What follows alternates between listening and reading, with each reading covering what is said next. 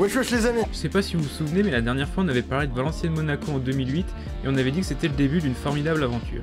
Du coup on s'est dit quoi de mieux que de parler de son principal artisan dans la vidéo juste après. Et ouais les gars, rien n'est fait à l'arrache ici, tout est calculé à l'avance.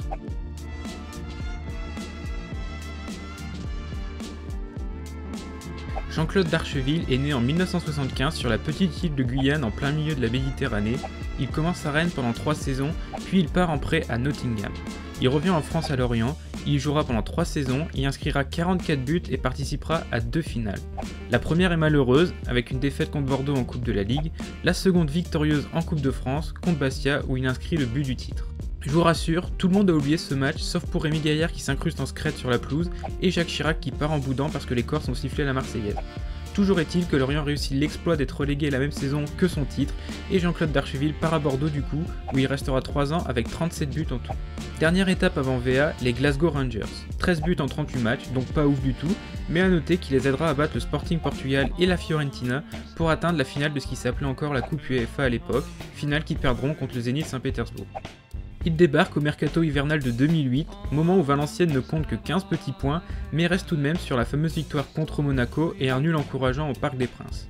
Déjà, il se met dans la poche tous les supporters de Valenciennes avant même de taper son premier ballon, puisqu'il baissera son salaire de beaucoup par rapport à l'Écosse pour pouvoir venir au club.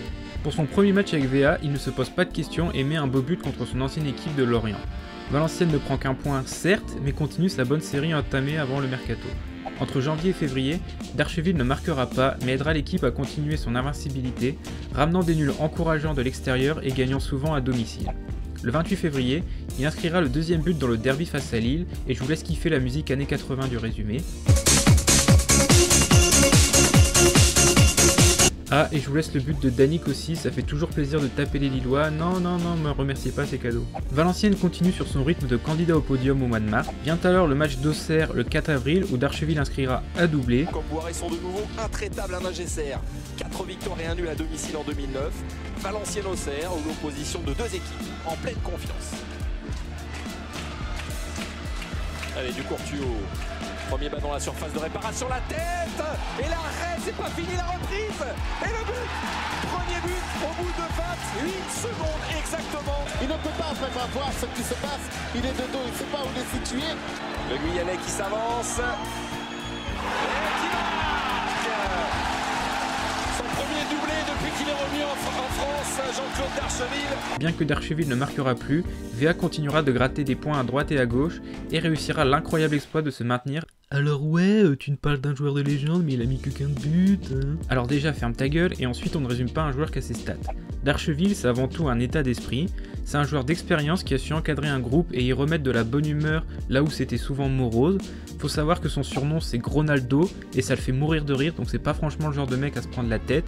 C'est aussi et surtout un meneur et ça je laisse les intéressés l'expliquer bien mieux que moi.